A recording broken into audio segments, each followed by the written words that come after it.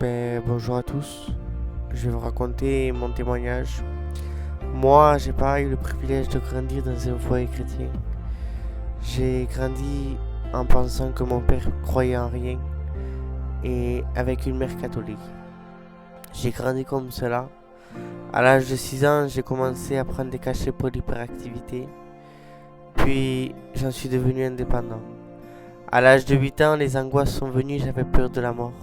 Je passais les nuits, je me couchais et faisais jour dehors. Puis malgré tout cela, ma mère me témoignait de Dieu à sa façon, selon ses traditions, selon sa religion. Puis je ne voulais pas entendre, ça m'intéressait pas.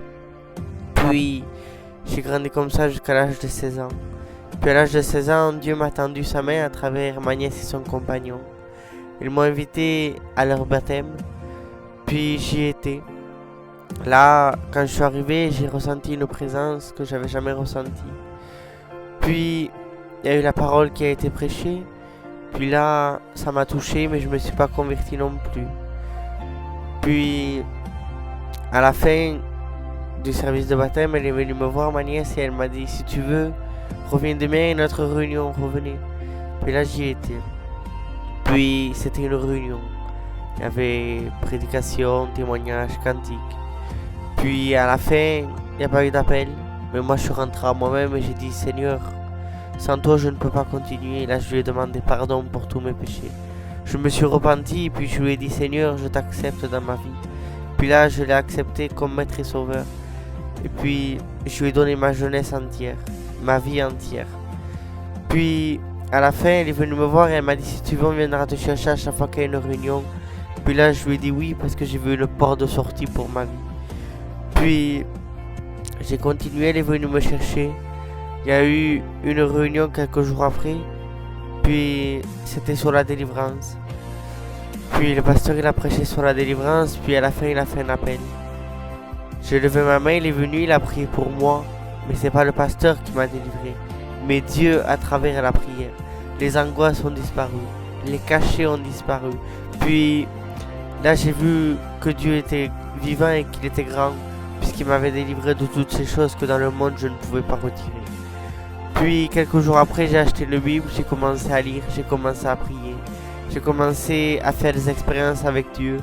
Puis j'ai fait cela pendant un moment. Puis il y a un moment où il y avait un feu qui brûlait dans mon cœur, c'était de témoigner de Dieu. Dans ma maison, de partout. Puis un jour j'ai témoigné de Dieu à mon père et mon père m'a dit ne me parle pas de Dieu, moi je crois au diable. Et puis là ça m'a fait quelque chose, je me suis dit voilà pourquoi. Et puis là je me suis rendu compte que mon père croyait pas en rien mais il croyait au diable. Puis j'ai continué comme ça. Et il y a un moment il y avait des désirs dans mon cœur, c'était de me baptiser. Un an après j'avais ce désir. Puis mon père voulait pas, il disait non tu vas pas là-bas, c'est une secte, je ne veux pas. Puis moi j'en ai parlé à mes pasteurs. Et puis ils sont venus chez moi. Ils ont parlé avec mon père et puis mon père a changé d'avis. Il a dit c'est bon, fais ce que tu veux. Puis là j'ai vu que Dieu avait agi. Donc avec la grâce de Dieu, grâce à Dieu, j'ai pu me baptiser, passer par les eaux du baptême. Moi j'ai que 17 ans. Et je peux vous dire que c'est la plus belle chose qu'on peut faire dans une vie, d'appartenir à Dieu. Puis je lui ai donné toute ma vie, ma jeunesse entière. Et il m'a jamais déçu. Il m'a gardé lors d'une lourde opération. Je me suis fait opérer de la colonne vertébrale. J'avais une scoliose aggravée. Et puis Dieu a béni. Dieu m'a gardé. Parce que vraiment, après l'opération, j'étais dans un centre de rééducation. Et puis là-bas, j'ai vu un jeune garçon du même âge que moi. Que lui était en fauteuil roulant. Et que lui ne pouvait plus jamais marcher. Parce que l'opération n'avait pas fonctionné. Et puis là, j'ai vu que Dieu avait vraiment béni ma vie. Donc, c'est pour vous prouver que Dieu existe et vivant. Et Dieu a transformé ma vie entière.